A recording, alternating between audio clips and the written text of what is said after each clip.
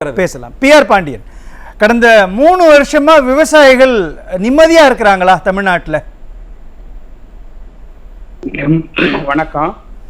விவசாயிகள் நிம்மதியா இருந்திருந்தா வாகன பிரச்சாரத்தை கைவிட்டுட்டு ஏன் மக்களை ஒரு இடத்துல மக்கள் போக முடியாத இடத்துல கூட்டி வச்சு பிரச்சாரத்தை செய்யணும் முதலமைச்சர்? அந்த யுக்திக்கு பின்னாடி இந்த விளைவுகள் இருக்குதா? அப்போ என்ன சொல்றீங்க? திமுகவினுடைய இந்த பிரச்சார யுக்திக்கு பின்னாடி ஒரு பேக் ஃபயர் ஆயிடும்ன்ற பயம் இருக்குதா? இன்னுமா புரிஞ்சுக்காம இருக்கீங்க? அவர் மக்கள் வசிக்கிற பகுதி வழியா கூட அவரோட வாகன பயணம் கிடையாது. திருவாரூருக்கு வந்தாரு. திருவாரூருக்கும் தஞ்சாவூருக்கும் இடைப்பட்ட பகுதியில ஒரு பைபாஸ் ரோடு புதுசா அமைக்கப்பட்டிருக்கு, ஓபன் பண்ணல. அந்த ரோடு மக்கள் வசிக்காத பகுதியில போகும், யாரும் சாலையில வர முடியாது, இன்னும் ஓபன் பண்ணாத ரோடு. அதுல ஒரு பகுதியில மேடையை போட்டு அந்த இடத்துக்கு அந்த சாலை வழியா வந்துட்டு மேடை பிடிச்ச உடனே அவர் இறங்கி கார்ல ஏறி போயிட்டார். அவரால் மக்கள் வசிக்கிற பகுதி வழியா போக முடியாது. ஏற்கனவே அவங்க வர்ற போது மாவட்ட எல்லையில வரவேற்பெல்லாம் கொடுப்பாங்க. அதுக்கான வாய்ப்பெல்லாம் இல்லை. நீங்க முதலமைச்சர் வர்றாருன்னா மக்கள் சாலைக்கு வரணும், பணம் கொடுத்து கூட்டிட்டு வந்தா தான் வருவாங்க. இது ஏற்கனவே சென்ற ஆகஸ்ட் செப்டம்பர் மாசத்துல அவர் நாகப்பட்டினத்துக்கு வந்துட்டு போனப்போ கூட அவர் சாலை வழியா போன போது எந்த இடத்துலையும் மக்கள் அவர் வரவேற்கல. அந்த அச்சம் இருக்கு அவருக்கு. இன்னைக்கு அதனாலதான் அவர் தன்னுடைய பிரச்சார பயணத்தை மாத்திட்டார். விவசாயியோட எதிர்ப்பை எதிர்கொள்ள முடியாம தான் அவர் பிரச்சார பயணத்தை மாத்திட்டார். அவரோட டைப் ஆஃப் மெத்தட், அரசியல் பணியும் ஆட்சியோட பார்வையும் கார்பரேட் மயமாயிடுச்சு. அவங்க இன்னைக்கு தமிழ்நாட்டை ஒட்டுமொத்தமா தன் வசப்படுத்தணும், தன்னுடைய கட்டுப்பாட்டுல கொண்டு வரணும், அடிமைப்படுத்தி மக்களை வைக்கணும் அப்படிங்கிற அடக்குமுறைகளை கையாள ஆரம்பிச்சிட்டாங்க. அவங்களுக்கு ஆட்சி, மக்களாட்சினா என்ன, அதோட அடிப்படை நோக்கங்கிறதே அவங்க புரிஞ்சுக்கல. சார், நீங்க சொல்ற குற்றச்சாட்டு அபாண்டமா இல்லையா? டெல்லியில விவசாயிகள் போராடுனா இங்க இருந்து வரக்கூடிய குரல் என்னுடைய குரல்ன்றார் முதலமைச்சர் ஸ்டாலின். அவர் தமிழ்நாட்டினுடைய விவசாயிகளுக்கு துரோகம் பண்ணிடுவாரா? இல்ல, ஆட்சிக்கு வருவதற்கு முன்னாடி நீங்க சொன்னதுல எனக்கும் அவருக்கும் போட்டியே இருக்கும் போராட்டம் நடத்துறதுக்கு. நான் அறிவிச்சு போராட்ட களத்துக்கு போறதுக்கு முன்னாடி அவர் ஒரு போராட்டத்தை அறிவிச்சு அங்க வருவார். இதெல்லாம் 2028க்கு முன்னாடி. இப்ப 2024 தான் மோடியோட ஒரு கூட்டணி வச்சுட்டாரு. வயடைகள்ல பேசிட்டு இருக்காரு சிறுபான்மை ஓட்டுகளை வாங்கறதுக்காக. மோடியோட ஸ்டாலின் கூட்டணி வச்சுட்டாரா விவசாயிகளை வஞ்சிக்கிறதுக்காக? இது ஏற்புடைய விமர்சனமா? இப்ப பிப்ரவரியில நடைபெற்று இருக்கிற விவசாயிகள் போராட்டத்துக்கு அந்த SKM NP அமைப்போட தமிழ்நாடு ஒருங்கிணைப்பாளர்கள் முறையிலையும் போராட்ட குழுல 14 பேருங்கிற முறையில நானும் ஒருவன். நான் நேரடியா கண்டுகளிச்ச நிகழ்ச்சி இந்த சுட்டுக் கொல்லப்பட்ட நிகழ்ச்சி சுகர்வந்த் சிங். இன்னை வரைக்கும் முதலமைச்சர் அதுக்கு கண்டனம் தெரிவிக்கலையே. சட்டமன்றம் நடந்துகிட்ட போதுதான் அங்க சுட்டு தள்ளினாங்க.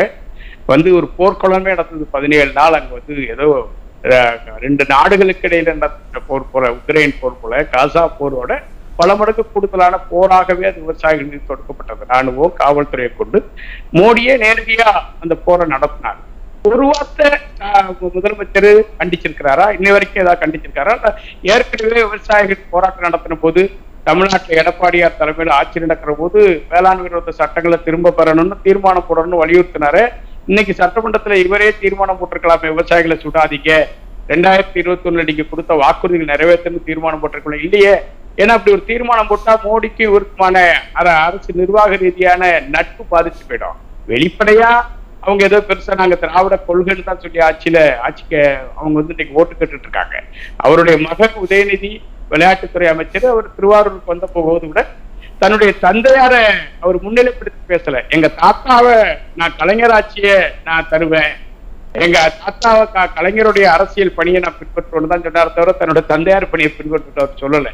ஏன்னா இவங்களோட உறவுகள் எல்லாமே விவசாயத்துக்கு விரோதமாகவும் நூலுமா. நீங்க திரும்ப திரும்ப இந்த விஷயத்தை சொல்லிக்கிட்டே இருக்கிறீங்க. மோடிக்கும் ஸ்டாலினுக்கும் இடையிலான உறவுன்றது நிர்வாக ரீதியிலான நட்புன்றீங்க. நிர்வாக ரீதியிலான நட்பு விவசாயிகளை வஞ்சிக்குதா? நிர்வாக ரீதியான 2 வகை இருக்கு.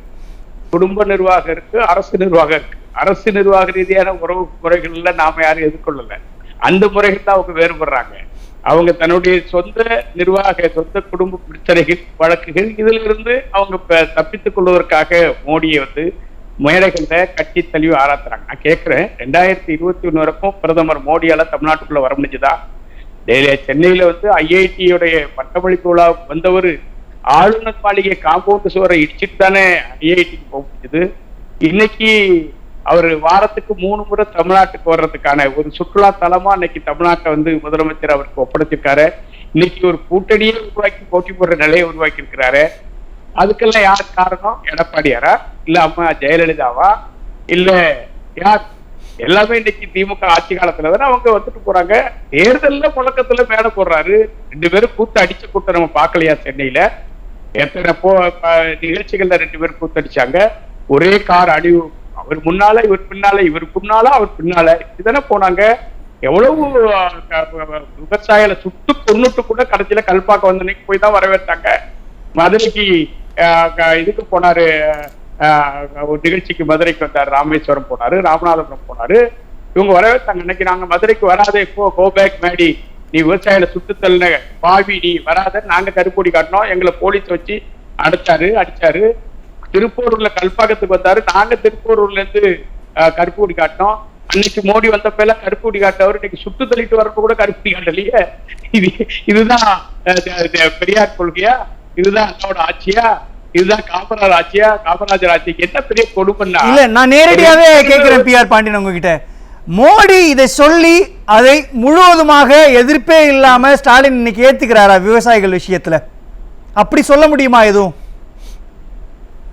நான் கேட்கறது என்னன்னா, எம்எஸ் சாமிநாதன் குழு பரிந்துரையை நிறைவேற்றணும், வேளாண் விரோத சட்டங்களை திரும்ப பெறணும், குறைந்தபட்ச ஆதார விலை நிர்ணயத்துக்கான சட்டம் கொண்டு வரணும். இந்த முன்வைப்பு தான். அப்புறம் இலவச மின்சாரத்தை ரத்து செய்யக்கூடிய மின்சார ஒருங்குமுறை ஆணைய சட்டத்தை திரும்ப பெறணும். ஏன்னா இப்படி ஒரு 13 கோரிக்கை வச்சுதான் நாங்க போராடணும். அதுல வேளாண் விரோத சட்டங்களை 1.25 ஆண்டுக்கு பிறகு மோடி திரும்ப பெற்றாரு. அவர் அப்போ ஓப்பனா வெளிப்படையா உத்தரவாதம் கொடுத்தது, நான் எம்எஸ் சாமிநாதன் குழு பரிந்துரையை படிப்படியா நிறைவேற்றுவேன், எம்எஸ்பி குறைந்தபட்ச ஆதார விலைக்கான நிர்ணய சட்டம் கொண்டு வருவதற்கு உடனடியாக குழு அமைக்கிறேன்னு சொன்னாரு. இப்ப 3 ஆண்டு காலம் அவர் ஏமாத்திட்டாரு. அதுக்கு பிறகு இப்ப விவசாயிகளை சுட்டுக் கொள்ற போது, போராடுற போது, இவர் ஒரு மாநில முதலமைச்சர் ஏற்கனவே விவசாயிகளுக்கு போராடி விவசாயிகள் போராட்டம் மூலமா தான் ஆட்சியை கைப்பற்றினாரு. அவர் அந்த அடிப்படையில நீங்க பாத்தீங்கன்னா இன்னைக்கு அவரோட ஆட்சி விவசாயிகளை சார்ந்திருக்கா? என்னென்ன கூத்து நடக்குது? நான் கேட்கிறேன். ஊழலை பத்தி பேசுகிறாங்க 2 பேரும், வெக்கமா இல்ல? வேதாந்தா அங்க வந்து ஸ்டெர்லைட் ஆலையை எதிர்த்து போராட்டம் போது துப்பாக்கியால 13 உயிர்களை பறிகொடுத்த அந்த விவசாயிகள் அன்னைக்கு இருந்த ஆட்சியாளர்கள் போடப்பட்டு, இன்னைக்கு என்ன நிலை? வேதாந்தாட்ட மோடியும் பணம் வாங்குறாரு, முதலமைச்சர் திமுகவும் பணம் வாங்கியிருக்கிறாங்க. நீங்க வந்து ஒழிச்சாங்க. அப்ப ஜெயலலிதா ஆட்சி காலத்துல லாட்டரியை ஒழிச்சாங்க.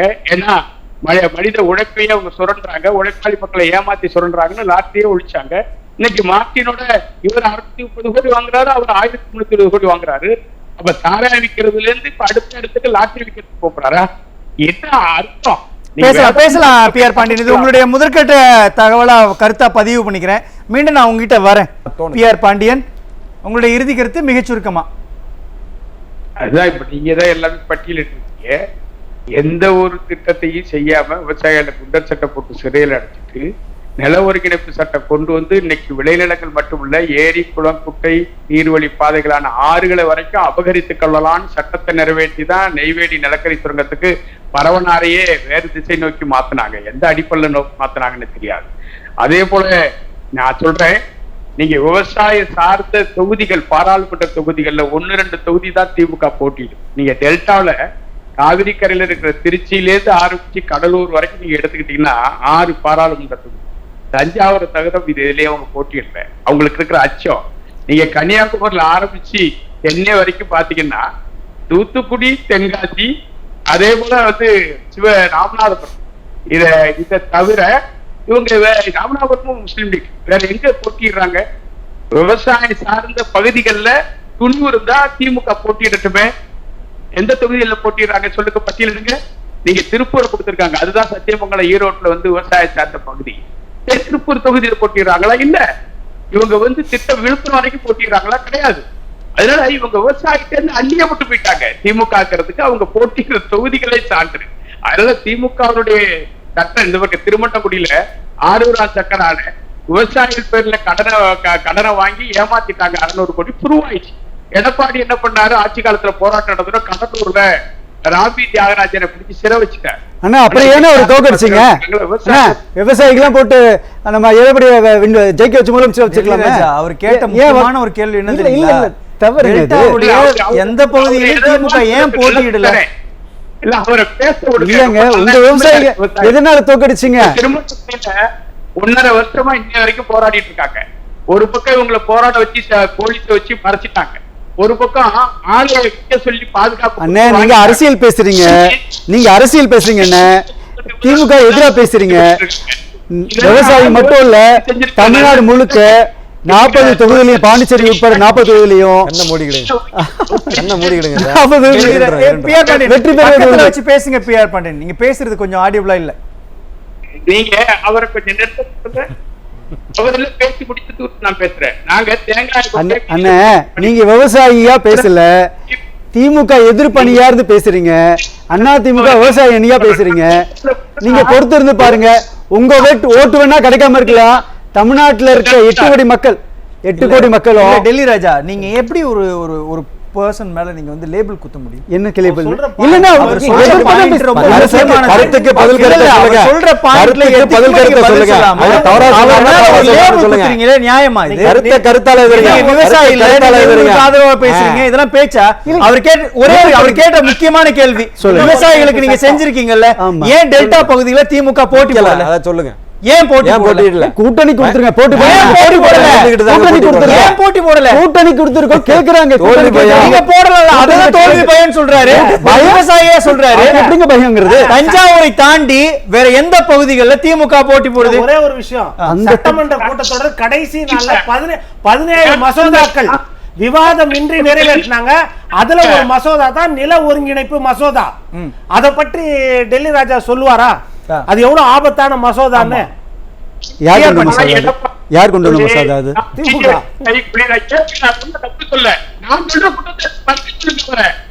நான் சொல்றேன் ஆதாரத்தோட சொல்றேன். தேங்காய்க்கு விலை கிடைக்காம கொடுக்குறோம், நீ ஏன் பாமாயில் வைக்கிற? தேங்காய் வைக்கலாம்ல. தேர்தல் போனாடி தேர்தல் பயன்படுத்தோட அவர் சொன்னாரு.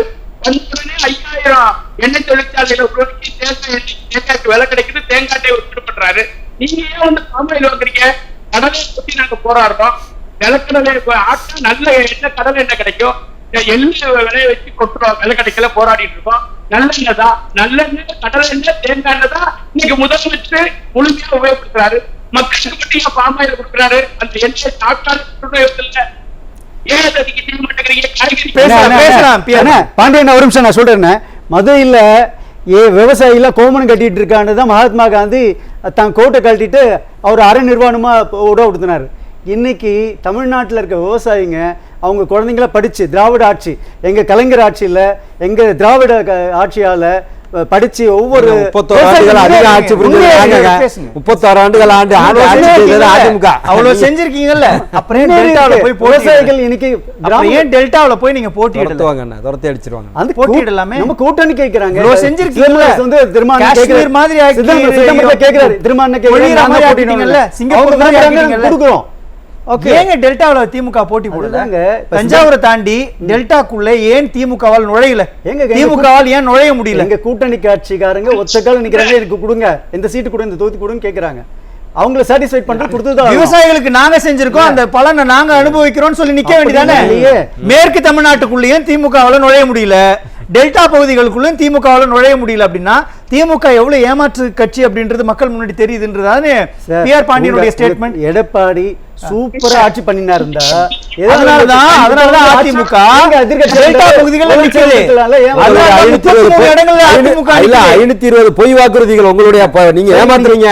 பிரசாந்த் கிஷோரை வச்சுக்கிட்டு தமிழ்நாட்டில் இருக்கிற மக்களை ஏமாத்துனீங்க. 520 ஜூன் 4ஆம் தேதி எங்க திமுக ஆட்சி உதயசூரியனும் கை சின்னமா வெற்றி பெற்று தமிழ்நாட்டுல 40க்கு 40 தமிழ்நாடு விவசாயிகள் பாலாவனமாயிடும். மக்கள் எத்தனையோ வரலாறு மாற்றி எழுதியிருக்கிறாங்க.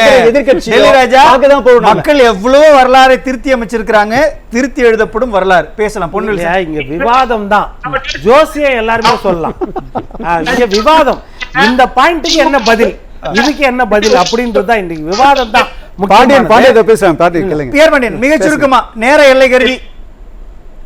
தஞ்சாவூர் தொகுதியில் திமுக போட்டியிடுதுல போய் விவசாயிக்கு நாங்க திட்டங்களை சொன்னு பகிரங்கமா சொல்லி அந்த விவசாயியோட ஆதரவோட விட்டு கேட்கிறாரு திமுக விவசாயி. நாங்கள் விவசாயி வேட்பாளர் நிறுத்திருக்கிறேன். இது வரைக்கும் அரசியல். நன்றி பிஆர் பாண்டியன். நேர எல்லை கருதி நம்ம பொன்னில்சன் பேச வேண்டியது இருக்கு.